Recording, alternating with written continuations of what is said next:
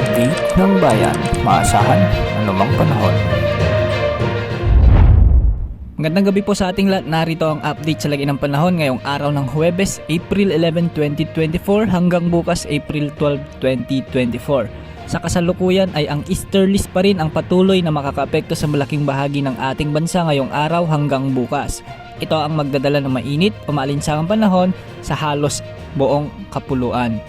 Para sa taya ng panahon ngayong gabi sa Luzon ay asahan ang maliwalas pa ring panahon sa buong rehiyon. Subalit may mga ilang bahagi ng Luzon na magiging maulap at minsan ay may mga pagkidlat pagkulog dahil sa mga localized thunderstorms.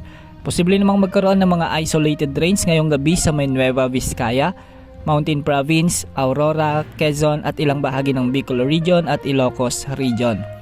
Sa Visayas, malinis naman ang kalangitan sa halos buong rehiyon, ngunit may mga isolated rains din sa may Capiz, Aklan, Negros Provinces, Samar at Leyte Provinces.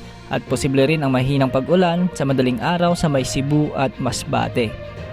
Ganitong panahon pa rin ang aasahan bukas araw ng Biyernes sa Visayas. Ang mga biglaang pag-ulan na ito ay dulot ng easterlies at ng mga localized thunderstorms.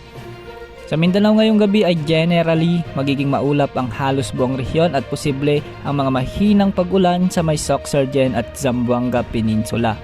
Posible rin ang mahinang pag-ambon sa madaling araw sa may Surigao del Norte at Surigao del Sur.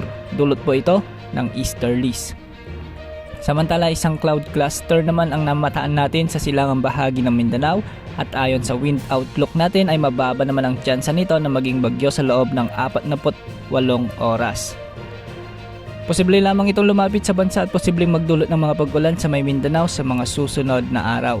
Sa ngayon wala ring nakatas na gale warning sa alinmang karagatang sakop ng ating bansa kaya malayang makapapamalaot ang mga sasakyang pandagat. Para naman sa heat index update at forecast, bukas posibleng pumalo muli sa mahigit kumulang 43 degrees Celsius ang pinakamataas na may tatalang heat index sa maraming lugar sa bansa lalo na sa Dagupan City, Pangasinan. Yan ang update sa lagay ng panahon. Ito po ang weather update ng bayan. Maasahan anumang panahon.